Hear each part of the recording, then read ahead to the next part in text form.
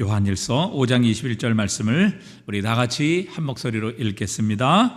자녀들아 너희 자신을 지켜 우상에게서 멀리하라. 다시 한번 읽습니다. 자녀들아 너희 자신을 지켜 우상에게서 멀리하라. 아멘.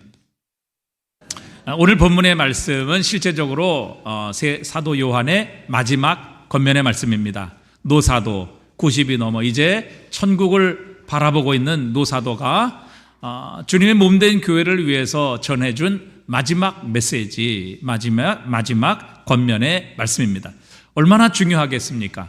정말 그가 하고 싶었던 말, 그리고 최후에 그가 그들에게 주고 싶었던 마지막 유언과 같은 권면이었을 것입니다. 그것이 무엇입니까? 오늘 본문에 보니까 자녀들아, 마치 자신의 사랑하는 자녀들처럼 그 사랑하는 요한 공동체 교회를 향해서 자녀들아 너희 자신을 지켜 우상에게서 멀리하라, 이 권면을 마지막으로 요한 1서는 끝을 맺고 있습니다. 자녀들아 너희 자신을 지켜 우상에게서 멀리하라. 우상을 멀리하라, 또 우상을 제거하라, 우상 조심하라는 권면, 이것이 사도 요한이 그의 주님의 몸인 교회를 향해 주시는 마지막 권면이며 또 충고입니다. 자, 그러면 우상, 너희 자신을 지켜 우상에게서 멀리하라는 이 말씀 가운데 우리가 과연 그러면 우상은 도대체 무엇인가 하는 정의를 우리가 먼저 내려보아야 할 것입니다. 우상에 대해 간단한 정리를 내리자면 우상이란 우리의 삶에서 오직 하나님만이 차지하셔야 하는 자리를 대신 차지하는 모든 것, 하나님만이 차지하셔야 하는, 하나님만이 받으셔야 하는 그 모든 영광, 존귀, 감사, 그리고 경배를 대신 받는 모든 것을 가리켜서 우상이라 이렇게 말씀드릴 수 있습니다.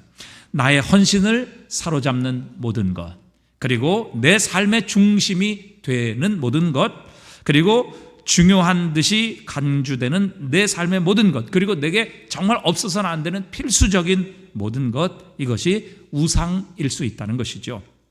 우리는 과연 나의 우상이 무엇인가 하는 것을 내가 지금 나의 시간, 나의 관심, 나의 힘, 나의 재물, 정말 대부분의 것을 무엇에, 누구에게 드리느냐 하는 것을 보면 그것이 정말 하나님이신지 아니면 그것이 내가 지금 섬기고 있는 우상인지 하는 것을 우리는 분별할 수 있습니다. 내 삶에서 지배적인 위치를 차지하는 그 모든 것은 무엇이나 우상이 될 수 있습니다. 이런 우상을 하나님은 굉장히 미워하시지요. 그래서 첫 계명, 둘째 계명 모두 나 외 다른 신을 섬기지 말고 또 나를 빗대어 우상을 세우지 말라, 만들지 말라, 이런 말씀을 하셨습니다. 하나님께서 왜 이런 우상 숭배를 가장 싫어하시고 가장 미워하실까요? 천지를 창조하신 하나님, 보이지 아니하시는 하나님을 인간에 보이는 그저 수공품으로, 인간에 보이는 창작품으로 하나님을 전락시켜버리는 거기 때문에 하나님은 우상숭배를 가장 싫어하십니다. 우리가 예로 이스라엘 백성들이 출애굽에 금송아지를 만들어서 섬겼죠. 금송아지는 스스로 움직일 수 없습니다. 사람이 만들지 않으면 존재할 수 없죠. 사람이 갖다 놓지 않으면 그곳에 설 수 없습니다.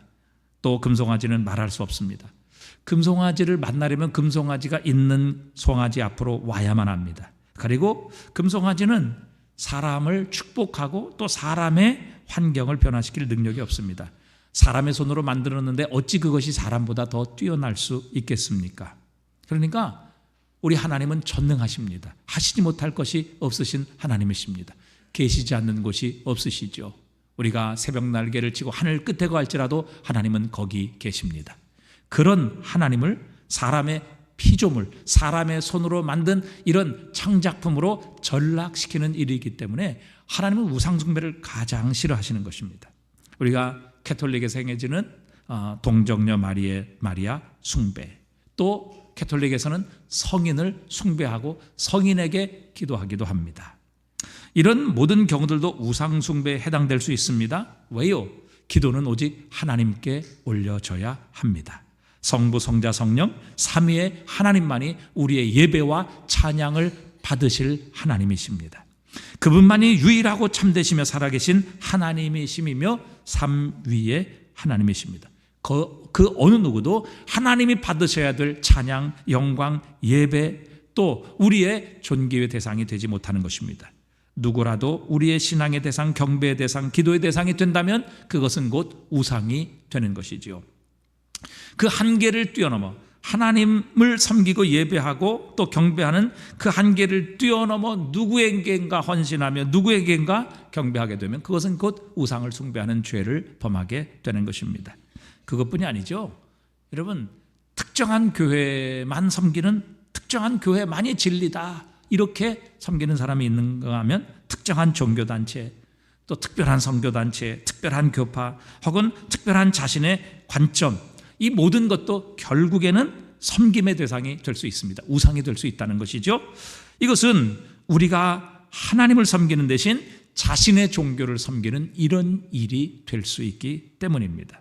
하나님보다 더 핵심적인 위치를 차지하고 또 그것에 하나님보다 더 많은 관심과 또 우리의 마음이 쏠려 있다면 이 모든 것은 우상 숭배입니다.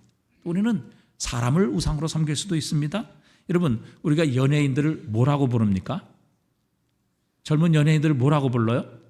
아이돌 이렇게 부릅니다. 아이돌이 무슨 말이에요? 영어 우상이에요. 영어로 우상이라는 말입니다. 아이돌이라는 말은 우상이라는 말이에요. 여러분, 아이들은 그들에게 열광합니다. 그들의 캐릭터를 사고 포스터를 방 안에 붙여놓고 그들의 노래를 부릅니다. 과연 그들이 그런 찬양을, 그런 경배를, 그런 관심을, 그런 영광을 받을 만한 존재이냐 하는 것입니다. 어떤 사람은 아내를 우상으로 섬기는 그런 남편도 있습니다. 그런데 아내는 남편을 우상으로 섬기는 이런 아내는 거의 없는 것 같습니다. 찾아보기가 매우 힘듭니다. 여러분, 부모는 자녀를 우상으로 섬길 수 있습니다. 그들 마음속에 하나님께서 차지하셔야 할 그 자리를 자녀가 차지하고 있는 것이죠. 그렇기 때문에 하나님보다 자녀에게 더 많은 시간, 더 많은 관심, 더 많은 생각을 바칩니다. 때문에 모든 것을 다 희생하죠. 심지어는 자녀 때문에 하나님을 예배하는 것조차도 제쳐놓는 그런 부모들이 있습니다. 이렇게 되면 자녀는 우리에게 선물로 주신 하나님의 축복이 아니라 하나님 자리에 앉아있는 우상이 되는 것이죠. 하나님께서 아브라함에게 100세의 이삭이라는 아들을 기적으로 주셨습니다. 얼마나 이쁘고 사랑스럽겠습니까? 저도 자녀들은 별로 보고 싶지 않습니다. 그런데 손자녀들은 참 보고 싶습니다. 훨씬 이쁘죠.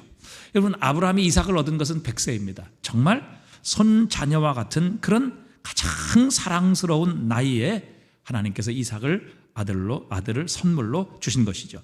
정말 세상 그 무엇과도 바꿀 수 없는 그런 놀라운 축복이었을 것입니다. 그런데 하나님께서 계속해서 보시니까 아브라함이 위험 수위에 오른 것 같았습니다.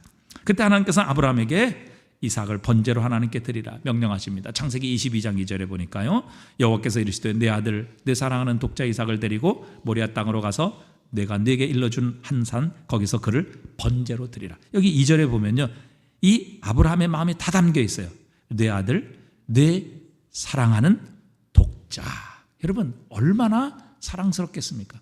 여럿이 있는 것, 둘도 아니고 딱 하나밖에 없는 자신의 몸, 아내의 몸에서 태어난 독자 이삭, 그리고 내가 사랑하는 아들 이삭을 데리고 내가 너에게 일러준 모리아산으로 가서 거기서 그를 번제로 드리라. 하나님께서는 아브라함이 이삭을 얼마나 사랑하는지, 그리고 이삭이 아브라함에게 어떤 위치를 점령하고 있는지, 내 사랑하는 내 아들, 사랑하는 독자, Your only son, 이렇게 표현하고 계십니다. 강조하고 계시죠. 자, 그런데 하나님의 명령을 듣자마자 아브라함은 하나님께 두 번도 여쭙지 않고 다음날 아침 일찍이 사랑하는 독자 이삭을 데리고 하나님 지시하신 땅으로 가서 거기서 이삭을 잡아 번제로 드리려고 했습니다. 그때 하나님께서 아브라함에게 즉시 찾아오셔서 그에게 손을 대지 말라. 내가 내 아들 내 독자까지도 내게 아끼지 아니하였으니 내가 이제야 네가 하나님을 경외하는 줄을 아노라. 이렇게 선포해 주셨습니다. 아브라함에게 하나님께서 주신 이삭이 아들이 우상이 아니라 하나님이 진정 하나님이시고 그 하나님께 순종하는 아브라함을 통해서 아브라함의 진정한 믿음을 하나님께서는 인정해 주신 것입니다. 만약 아브라함이 100세에 낳은 사랑하는 아들 독자 이삭을 하나님보다 더 사랑했다면 이삭은 우상이 되었을 것입니다. 이삭 때문에 아브라함은 하나님께서 주신 진정한 축복을 맛볼 수 없었을 것입니다. 하나님께서는 아브라함을 더 축복하고 싶으셨습니다. 하나님께서는 아브라함을 더 크게 사용하시기를 원하셨습니다. 온 세상 아브라함을 통해 복을 주시려는 계획을 가지고 계셨는데 그가 이삭을 우상으로 삼고 살았다면 하나님의 이 놀라운 계획과 축복은 아브라함에게 단절되었을 것입니다.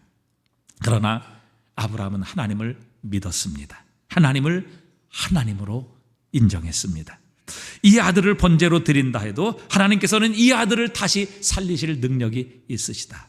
나에게 약속하신 대로 자손을 하늘의 별과 같이 바다의 모래와 같이 많게 하시리라는 약속을 반드시 이루시리라. 그리고 이 아들을 주신 분도 바로 하나님이시다 라는 믿음을 가지고 그는 백성에 나오는 아들 이삭을 하나님의 명령대로 번제로 드리려고 했던 것이죠. 번제로 드렸다 이렇게 말씀드려도 과언이 아닐 것입니다. 정말 대단한 믿음이죠. 여러분 이렇게 자녀들도 얼마든지 우리의 우상이 될 수 있습니다. 또 어떤 사람은 자신의 일과 직업을 우상처럼 섬깁니다.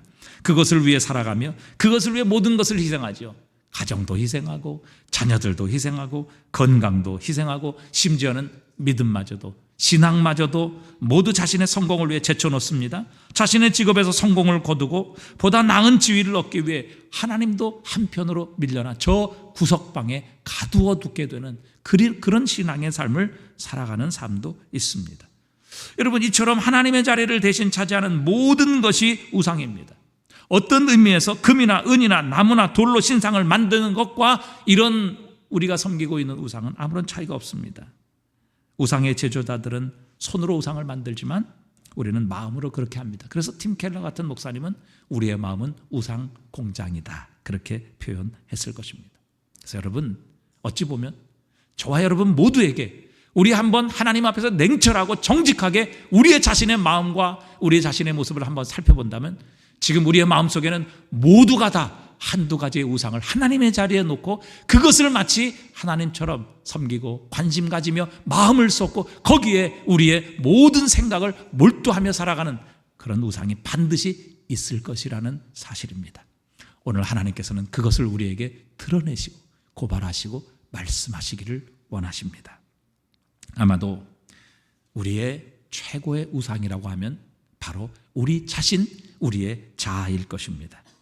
모든 우상은 결국 우리 자아로 귀결되기 때문입니다. 여러분 이렇게 자녀들 혹은 아내와 남편 혹은 직업 이런 모든 것 여러분 심지어는 자신의 나라를 우상처럼 섬기는 그런 사람들도 있습니다. 그런데 이 모든 것은 다 자기 자신 때문에 이런 일이 발생하는 것이죠. 자신의 나라이기 때문에 나라를 우상처럼 섬기는 것이고 자신의 자식이기 때문에 여러분 남의 자식을 그런 우상처럼 섬기는 사람이 있겠습니까? 또 자신의 일, 자신을 위하여 직업과 일터를 우상처럼 섬기는 것입니다. 그래서 항상 중요한 것은 우리 자신이죠. 이 세상은 정말 이 온 지구가 저 태양을 중심으로 돌아가는 것이 아니라 이 모든 온 세상은 나 자신을 중심으로 돌아가는 그런 세상에 우리는 살아가고 있습니다. 그래서 자신을 하나님 위치에 두고 내 생각 그리고 내 욕구를 가장 우선순위에 두며 내가 마음에 드는 것, 내 마음에 좋아하는 것, 이 모든 것이 결국 진리이고 선이 되는 이런 시대를 우리는 살아가고 있습니다. 내 자신이 하나님의 자리에 앉아 마치 하나님이 받으셔야 될 모든 영광과 찬송 그리고 내가 원하는 뜻을 이루어가는 이런 시대를 살아가고 있다는 사실입니다. 여러분 우리 한번 지금 세상에서 어떤 일이 벌어지고 있는가 한번 영상을 우리 잠시 시청해 보실 수 있기를 바랍니다. 우리 시청하도록 하시겠습니다. LA 지역의 한 교회에서 담임 목사를 맡아온 강현중 목사. 최근 교단으로부터 파면에 당해 7년 동안 몸담았던 교회를 떠나게 됐습니다. 캐나다의 한 가톨릭 고등학교는 트랜스젠더 정책에 반대한다는 이유로 한 학생에게 정학 처분을 내렸습니다. 창조론은 무엇인가요? 하나님께서 천지를 창조하셨다 그 말씀입니다. Imagine that there's 58 different ways to gender categorize. Choose male, female, or custom, or custom, or custom. 미국의 트랜스젠더 수영 선수 리아 토머스입니다. 성전환 수술은 받지 않았지만 여성으로 인정받았습니다.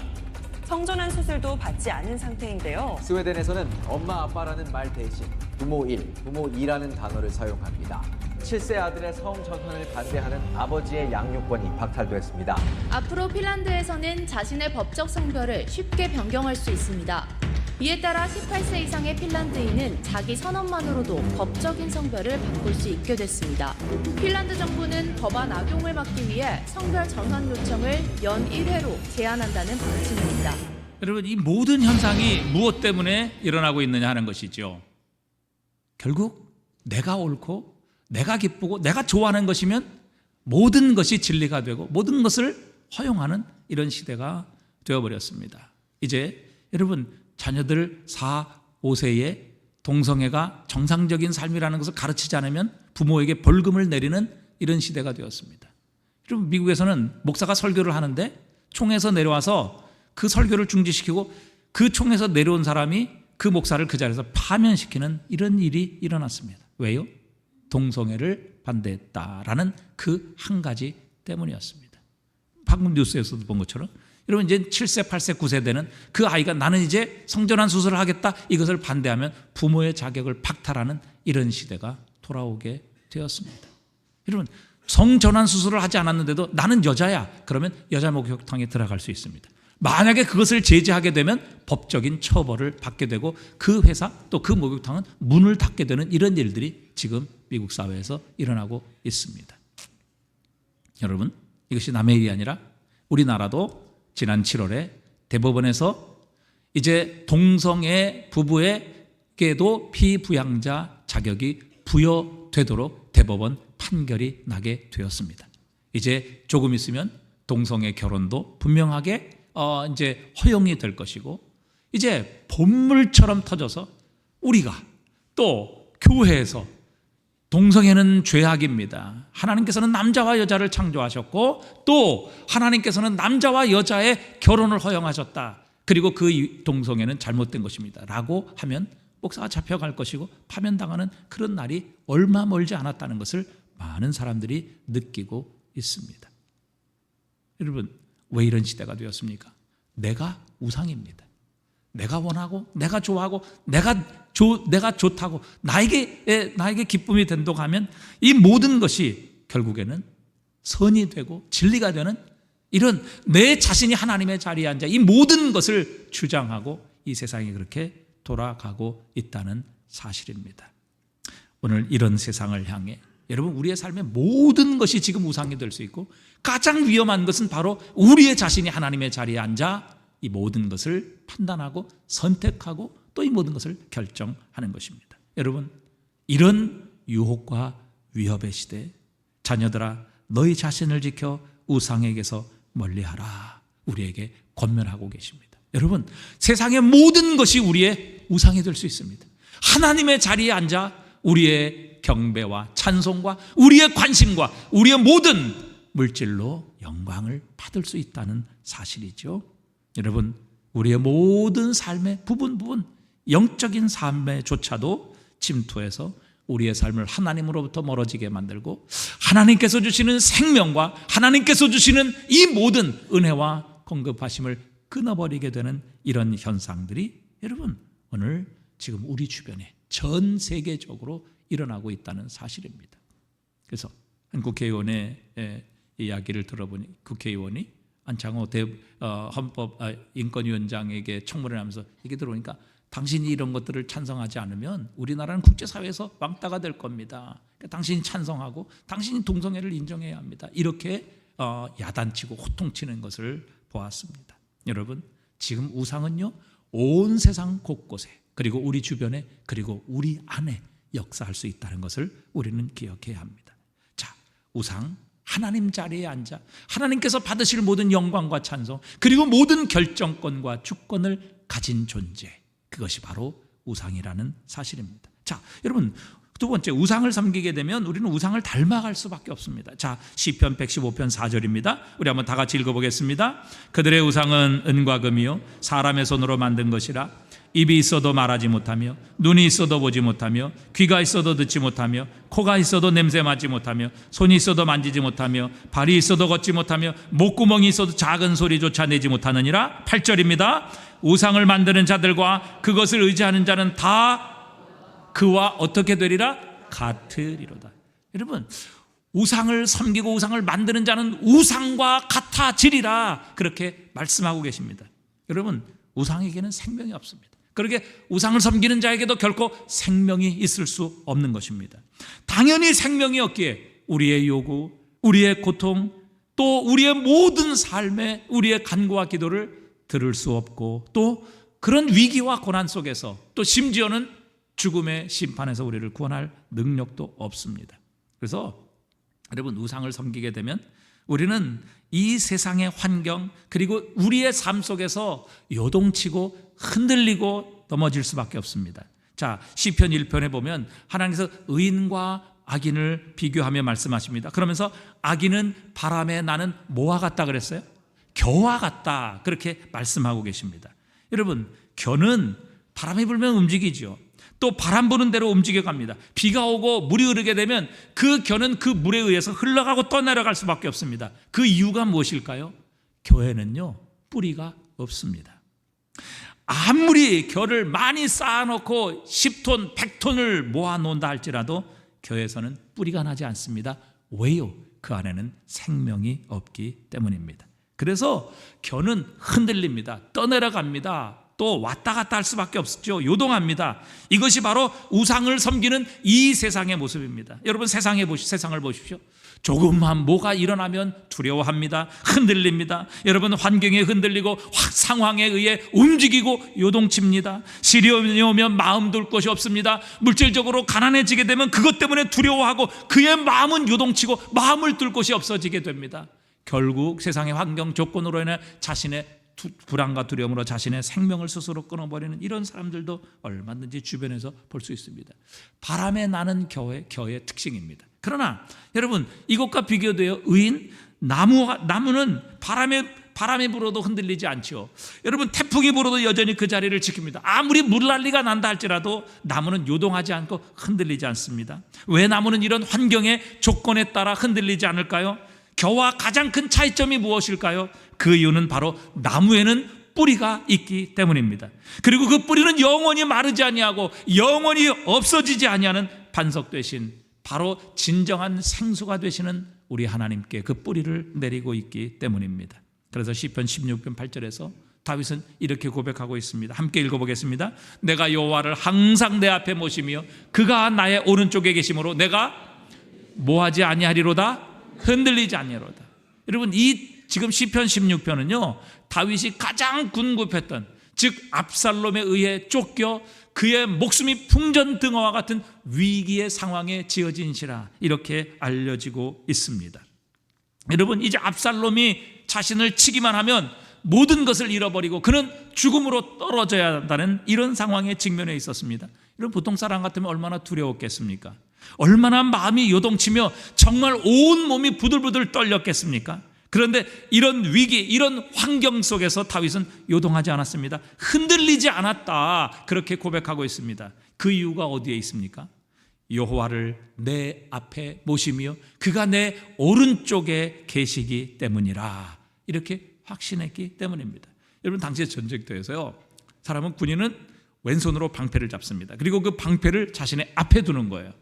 그리고 오른손으로는 창과 칼을 듭니다. 그리고 이 창과 칼로 대적들과 싸우게 되는 것이죠. 그런데 다윗은 자신의 방패와 자신의 창을 자신의 앞과 오른쪽에 둔 것이 아니라 바로 전능하신 하나님, 그리고 전쟁에 능하신 하나님을 자신의 앞에 두었고 자신의 오른쪽에 두었기 때문에 압살롬과 같은 대적이 자신을 침몰하고 자신을 삼키는 바로 그 위기의 순간에도 이 상황에서 그는 요동하지 않았던 것입니다. 여호와를 항상 내 앞에 모시며 그가 내 오른편에 계심으로 내가 요동하지 아니하리로다.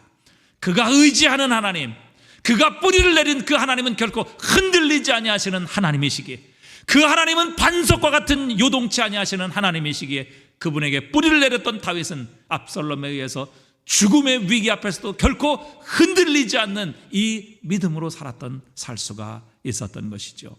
여러분, 우상을 숭배하면 환경에 흔들릴 수밖에 없습니다. 위기에 놓이면 요동칠 수밖에 없습니다. 하지만 시냇가에 심겨진 나무처럼 우리 하나님께 뿌리를 내리는 자는 결코 요동치 않게 하십니다. 히브리서 13장 5절은 이렇게 말씀하십니다. 함께 읽어봅니다. 돈을 사랑하지 말고 있는 바를 족한 줄로 알아. 그가 친히 말씀하시기를 내가 결코 너희를 버리지 아니하고 너희를 떠나지 하리라 하셨느니라. 여러분, 돈을 사랑하지 말고 있는 바를 족한 줄로 알아. 이 무슨 의미입니까? 여러분, 돈에 마음을 두고 돈에 우리의 믿음의 뿌리를 두게 되면 우리는 결국 흔들립니다. 여러분, 돈이 항상 있습니까? 돈이 영원히 우리를 떠나지 않습니까? 정말 돈이 우리를 지켜줄 수 있습니까? 돈이 우리를 우리의 죄의 심판, 하나님의 정죄로부터 우리를 보호할 수 있습니까? 여러분, 우상을 의지하는 자가 이런 것입니다. 보이는 것 의지하는 자, 이렇게 흔들릴 수밖에 없습니다. 하지만 하나님을 의지하면 어떤 상황에서도 하나님은 우리를 버리지 않으십니다. 우리를 떠나지 않으십니다. 그러기에 그 하나님으로 인하여 우리도 요동하지 않을 수 있다는 사실입니다. 흔들리지 않을 수 있다는 사실이죠. 우리가 돈이 부족하고 가난할지라도 우리와 함께 하시는 하나님으로 인하여 우리는 부족함이 없는 삶을 살아갈 수 있는 능력을 흔들리지 아니하고 버리지 아니하시고 떠나지 아니하시는 하나님으로부터 공급받을 수 있기 때문입니다. 그러기에 오늘도 살아계신 하나님을 예배하는 자, 영원히 변함없으신 하나님을 의지하는 자는 어떤 상황에서도 요동하지 않습니다. 흔들리지 않습니다. 돈이 없어지고 또 우리의 환경이 정말 위급해지고 우리의 삶이 어려워지는 그 순간에 일지라도 우리는 그 환경과 조건으로 인하여 흔들리지 않습니다. 왜요? 이 모든 것을 다스리시고 주관하시는 하나님께서 우리를 떠나지 않으시기 때문입니다. 그분이 우리를 버리지 않으시기 때문입니다. 그분이 항상 우리와 함께 하시기 때문이지요. 그러기에 우리는 세상의 환경, 조건으로 인하여 요동하지 아니하며 흔들리지 않을 수 있는 능력을 우리와 함께 하시고 우리를 버리지 아니하시고 떠나지 아니하시는 하나님으로부터 공급받을 수 있게 하시는 겁니다. 자, 그렇다면 문제는 세 번째, 어떻게 우리의 자신을 이 우상으로부터 지킬 수 있겠느냐 하는 것입니다. 여러분, 우상의 대체적인 특징은 눈에 보이는 것입니다. 그리고 그 보이는 것에 의해서 우리의 마음이 쏠리는 것이죠. 우리의 마음이 빼앗기는 것입니다. 그래서 여러분, 우리가 이 우상을 이기기 위해서, 우상에게서 멀리하기 위해서 우리가 꼭 명심해야 될 것이 무엇인가 하면 우리의 눈에 보이는 것이 우리의 소망이 아니라는 것을 우리는 명심해야 합니다. 이 보이는 것에 우리의 마음을 빼앗기지 않도록 우리는 꼭 기억해야 합니다. 어떤 분이 사업의 부도로 감옥을 감게 되었습니다. 그런데 감옥에서 조금 황당한 일을 보고 그것을 말씀을 해주셨습니다. 죄수 중에 교도소 밖에서 제단사를 불러서 자신의 죄수복을 몸 사이즈에 꼭 맞게 아주 멋지게 그렇게 제단을 해서 입는 그런 죄수가 있더라는 것입니다. 원래 감옥에서 그 죄수복은 그저 뭐 추위만 좀 가리고 또 자신의 몸만 가리면 되는 것 아니겠습니까? 그런데 그렇게 감옥에서 멋을 부린다는 것입니다. 그런데 여러분, 아무리 멋지게 만들고 아무리 그 옷을 제단해서 여러분 자신의 몸에 딱 맞게 입을지라도 죄수복은 죄수복입니다. 그것이 결코 연회복이 될 수 없고 파티복이 될 수 없는 것이죠. 여러분, 설령 몸에 꼭 맞지 않아 불편할지라도 잠깐 입고 있다가 빨리 벗어버려야 될 것이 죄수복 아닙니까? 그런데 그렇게 죄수복을 정말 멋있게 몸에 딱 맞게 맞춰서 입는 사람들이 있다는 것입니다. 그런 사람들이 누구인가? 바로 대부분 무기징역을 받은 사람들이라고 합니다. 왜요? 이 사람들은 감옥 밖에 대한 소망이 없는 것입니다. 감옥이 그들의 삶의 전부이고 모든 것이 되기 때문입니다. 그래서 그들의 삶은 감옥 안의 삶이 전부예요. 감옥 안의 삶이 가장 중요한 것입니다. 여러분, 어찌 보면 오늘 천국을 모르고 사는 이 세상에 갇혀있는, 이 세상의 우상 속에 갇혀있는 사람들의 모습이 이런 모습은 아니겠습니까? 오직 눈에 보이는 것이 전부입니다. 감옥 같은 세상이 그들의 모든 것입니다.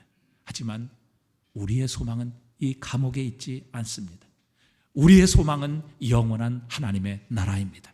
우리의 소망은 보이지 아니하시는 우리 하나님이십니다. 예수 그리스도께서 하늘로 올리우신 모습 그대로 영광 중에 다시 오시리라 약속해 주셨습니다. 우리는 그 약속을 믿습니다. 그리고 그 그리스도 예수께서 이 땅에 오실 때 온 세상은 새롭게 될 것입니다. 새 하늘과 새 땅이 이 땅에 펼쳐지게 될 것입니다. 그리고 우리도 그때 영광스러운 예수 그리스도의 부활의 몸을 입고 주님과 함께 영원한 하나님의 나라에 들어가게 될 것입니다. 우리는 이 소망을 가지고 있습니다. 우리의 소망은 갇혀있는 감옥과 같은 이 세상이 전부가 아니라는 사실입니다. 여러분, 세상의 모든 우상들은 눈에 보이는 것들이 대부분입니다. 하지만 우리는 보이지 아니하시는 하나님을 섬깁니다. 눈에 보이지 아니하는 하나님의 나라를 믿음으로 살아가고 그 하나님 나라의 완성을 우리는 소망하며 살아가는 사람들입니다. 우리는 오늘도 이 소망을 가지고 이 믿음으로 살아갑니다. 이 믿음으로 하나님만을 예배하며 섬깁니다. 히브리서 11장 7절에 보니까요, 노아의 이야기가 나옵니다. 우리 한번 같이 읽어보겠습니다. 믿음으로 노아는 아직 보이지 않는 일에 경고하심을 받아 경외함으로 방주를 준비하여 그 집을 구원하였으니 이로 말미암아 세상을 정죄하고 믿음을 따르는 의의 상속자가 되었느니라. 여러분 잘 보십시오. 노아의 믿음을 칭찬하고 축복하는 내용입니다. 그런데 노아의 믿음이 어떤 믿음이었냐 하는 거예요. 좋아, 노아는 어떤 일에 경고하심을 받았습니까? 어떤 일이에요? 아직 보이지 않는 일에. 이 아직 보이지 않는 일이 뭐예요? 무엇이었어요? 무엇이었죠? 아직 보이지 않는 일이 무엇이었어요? 홍수였어요. 앞으로 하나님께서 이 죄악으로 말미암아 세상을 홍수로 심판하실 것이다.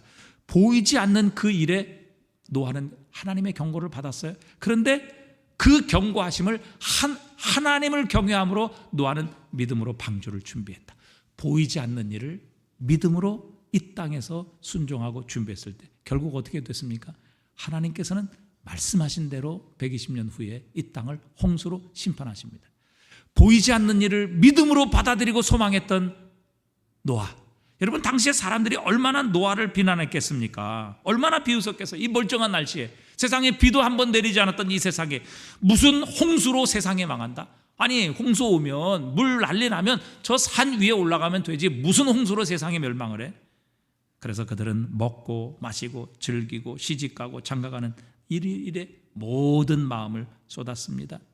하나님께서 보이지 않는 일을 경고하셨음에도 불구하고 그들은 하나님을 경외하지 않아 이 모든 것을 무시했죠. 결국 보이지 아니하는 일, 하나님이 말씀하신 심판에 마음을 두고 순종하고 또 하나님 앞에 경외함으로 그것을 준비했던, 방주를 준비했던 노아, 그와 그의 가족들만 이 하나님의 심판에서 구원을 받았던 것을 우리에게 말씀하십니다. 그래서 하나님께서는 노아를 통해 우리에게 분명히 말씀하시는 거예요. 보이지 아니하시는 하나님이 세상을 다스리신다. 그분이 이 세상의 주권을 가지고 계신다. 여러분, 세상은 보이는 것이 전부가 아니라 오직 하나님의 계획과 그분의 뜻과 그분의 말씀대로 이루어지는 것입니다. 토요일 날도 말씀드린 것처럼 여러분, 다니엘이 그 세상의 모든 최고의 권위를 가진 느부갓네살의 보좌에 앉아있는 그 느부갓네살을 두려워하지 않을 수 있었던 것은 바로 열린 하늘을 통해서 그 위에 하늘 보좌에 계신 하나님께서 이 세상의 모든 보좌를 다스리시고 움직이시고 폐하시고 세우시는 주권을 가지고 계시는 분이라는 것을 믿음의 눈으로 보았고 그것을 확신했기 때문에 세상의 최고의 권좌에 앉아있던 느부갓네살도 다니엘은 결코 두려워하지 않을 수 있었던 것입니다. 여러분, 보이는 세상은 보이는 것으로 말미암아 만들어진 것이 아니에요. 보이는 사람들이, 보이는 주권자들이 움직이는 것이 아닙니다. 이 온 보이는 세상은 보이지 아니하시는 하나님께서 다스리십니다. 하나님께서 천지의 창조주이시며 그분이 생사와 화, 복의 주권을 가지고 계시며 세상의 모든 보좌를 폐하시고 세우시는 주권을 가지고 계시는 하나님이십니다. 그러기에 보이는 세상은 보이지 아니하는 하나님이 다스리십니다. 우리가 이 믿음으로 하나님을 섬기고 이 믿음으로 보이지 아니하는 하나님의 나라를 살아갈 때 우리는 세상에 보이는 우상의 유혹을 넉넉히 이길 수 있다는 사실입니다. 고린도서 4장 18절은 이렇게 말씀하십니다. 우리 한번 같이 읽어봅니다. 우리가 주목하는 것은 보이는 것이 아니요 보이지 아니하는 것이니 보이는 것은 잠깐이요 보이지 아니하는 것은 영원함이라. 여러분, 이 말씀을 한번 깊이 주목해서 살펴보세요. 저는 지난 한 주간 이 말씀을 묵상하면서 정말 보이는 것의 유혹을 이길 수 있는 방법이 무엇인가? 우리가 주목하는 것은 보이는 것이 아니요 보이지 않는 것이니, 여러분, 하나님은 보이지 않으십니다. 하나님의 나라는 우리의 눈으로 볼 수 없습니다. 그러나 보이지 아니하시는 하나님은 살아계시며, 그 보이지 아니하시는 하나님께서 보이는 온 세상을 다스리고 통치하시는 주권자이심을 우리는 믿습니다. 그러기에 여러분, 이 보이는 것에 우리가 주목할 것이 아니라 보이지 않는 것에 주목할 것이며, 또 보이는 것은 잠시 잠깐이지만 보이지 아니하는 하나님, 보이지 아니하는 하나님의 나라는 영원한 것이라는 것을 우리가 분명히 확신하고 믿음을 갖게 될 때에 이 보이는 것, 우상으로부터의 유혹을 우리는 이길 수 있게 되는 것입니다. 결론의 말씀을 맺으려고 합니다. 여러분, 우리가 만드는 모든 우상은 사실 하나님께서 주신 선물입니다. 그렇죠? 여러분, 우리가 만든 모든 우상 중에 하나님께서 주시지 않은 것, 즉 우리가 하나님께로부터 받지 않은 것이 무엇이 있겠습니까? 다 하나님께서 우리에게 선물로 주신 것이에요. 그런데 우리는 그 선물로 주신 하나님보다 오히려 선물에 우리의 마음과 우리의 생각을 빼앗겨 그것을 더 사랑하고 그것에 우리의 마음을 두게 될 때 하나님께서 주신 선물이 우리의 우상이 되어지는 이런 오류가 우리의 삶에 일어나게 되는 것이죠. 그래서 여러분, 우리가 이 우상을 우리에게서 멀리하기 위해서 이 모든 것을 주신 분이 하나님이심이며, 하나님께서 주신 선물을 가지고 하나님께 영광을 돌리기 위함이라는 이 목적을 늘 기억하게 될 때에 우리는 하나님께서 주신 선물 때문에 타락하지 않을 수 있습니다. 하나님께서 주신 선물을 우리의 우상으로 삼지 않을 수 있다는 사실이죠. 그래서 여러분, 늘 말씀드린 것처럼 하나님께서 우리에게 더 많이 주신 것을 가지고 교만하면 타락합니다. 그것이 우상이 돼요. 여러분, 하나님 물질 여러분 기도하잖아요. 하나님 물질적으로 풍성하게 해주세요. 부족함이 없게 해주세요. 여러분, 로또 맞은 사람들 99.9%가 잘 된 사람이 하나도 없어요. 여러분, 하나님께서 우리가 달라는 물질을 다 주신다면 우리가 정말 그 물질을 가지고 하나님 더 잘 섬길까요? 잘 섬긴다고 지금은 말씀하시겠죠. 그러나 진짜 그 풍성한 물질이 우리의 삶에 오게 된다면 지금보다 하나님 더 잘 섬기겠느냐 하는 것이죠. 그래서 여러분, 남들보다 하나님께서 더 많이 주신 것을 사명이라고 생각해야 합니다. 무엇이라고 생각하라고요? 사명.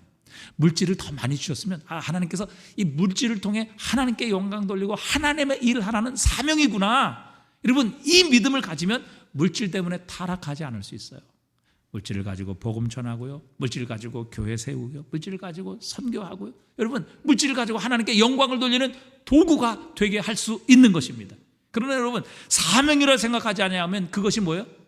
물질이 우리의 목적이 되는 것입니다. 모든 게 그래요. 우리의 자녀들도 하나님께서 주신 선물이며 하나님의 영광을 위해 키워야 될 자녀들이라고 믿으면 여러분, 제대로 키울 것입니다. 우리의 욕심이 아닌 하나님께서 쓰실 우리의 자녀들로 잘 준비하여 우리의 욕심이 아닌 하나님의 뜻에 의해 쓰임받기 위해 우리의 자녀를 건강한 모습으로 하나님의 자녀로 잘 키우게 될 것입니다.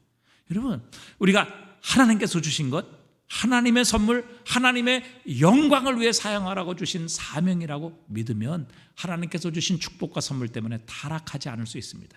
그것을 우상으로 섬기지 않을 수 있다는 사실이죠. 그렇지 않으면 여러분, 우리의 삶에 하나님께서 주신 모든 것이 우리의 우상이 되어질 가능성이 참 많습니다. 어느 가게를 운영하던 주인이 병이 깊어져서 이제 임종을 앞두고 있었습니다. 그의 곁에 슬픔에 잠긴 식구들이 다 모여서 그를 지켜보고 있었습니다. 아내와 딸이 있었는데 가게 주인이 천천히 식구의 이름을 하나씩 불러보았습니다. 여보, 당신 어디 있어요? 예, 저 여기 있어요. 사랑하는 딸은 어디 있냐? 예, 아빠, 저 여기 있어요. 그러자 가게 주인이 유언이나 다름없이 마지막 말을 남겼습니다. 그러면 가게는 누가 보고 있느냐? 이렇게 얘기를 했다는 거예요. 여러분, 죽음 앞에서도 자신이 죽어서 어디 가야 하고 자신의 삶을 돌이켜보는 것이 아니라 가게 누가 보고 있니? 돈 누가 벌어? 이 일을 생각하는 이런 어리석은 삶을 살아갈 수 있다는 것을 우리에게 분명히 주님은 경고하고 계시는 겁니다. 여러분, 하나님께서 주신 선물, 하나님의 영광을 위한 하나님의 영광을 우리의 삶의 목적으로 삼으면 하나님께서 주신 모든 것은 그분의 영광을 위한 수단이 되는 것입니다. 그러면 우리는 타락하지 않을 수 있어요. 그것을 우상의 자리에 올려놓지 않을 수 있습니다. 오직 하나님의 영광을 위하여, 그분의 뜻을 위하여 사용함으로 말미암아 하나님만이 영광과 찬송을 받으시고 그분의 뜻을 이루는 수단으로 사용하여 우리는 하나님의 더 큰 은혜와 축복으로 우리의 삶이 더해지고 풍성해질 수 있다는 것을 주님은 우리에게 말씀하고 계십니다. 여러분, 주님께서 주신 축복 때문에 타락하지 마십시다. 주님께서 주신 선물을 우리의 우상으로 하나님으로 만들지 마십시다. 그러기 위해서는 하나님께서 주신 선물 사명이다, 주님의 영광을 위해 쓰라고 주신 것이다, 이 믿음을 가지고 우리가 하나님께서 주신 모든 것들을 대한다면 하나님의 축복으로 인하여 타락하지 않을 것이고, 하나님께서 주신 선물이 우리의 우상이 되지 아니하고, 하나님께서 우리를 신뢰하고 믿음으로 이 모든 것을 더하시는 은혜와 축복을 누리게 하실 줄 믿습니다. 여러분, 오늘 이 아침에 우리의 마음속에 있는 우상들을 다시 한번 찬찬히 세워보시고 이 우상들을 깨트리는 시간 되실 수 있기를 바랍니다. 그리스도 예수의 이름으로 다 청소하는 시간 되실 수 있기를 바랍니다. 그러므로 하나님께서 하나님의 자리에 앉아 계실 때 우리의 삶에는 하나님의 나라가 임하게 될 것이며, 그 하나님으로 인하여 어떤 상황, 어떤 환경, 어떤 위기에서도 흔들리지 않는 하늘의 평강으로 우리의 심령이 가득 채워지게 하실 것입니다. 심지어는 죽음 앞에서도 우리는 두려워하지 않을 수 있는 담대함이 우리의 왕이신 또 예수 그리스도를 죽은 자 가운데서 달리 살리신 이 능력에 하나님을 신뢰함으로 우리는 어떤 상황 속에서도 우상을 섬기는 세상과 같이 흔들리거나 요동하지 않는 이 삶을 살아가게 하실 줄 믿습니다.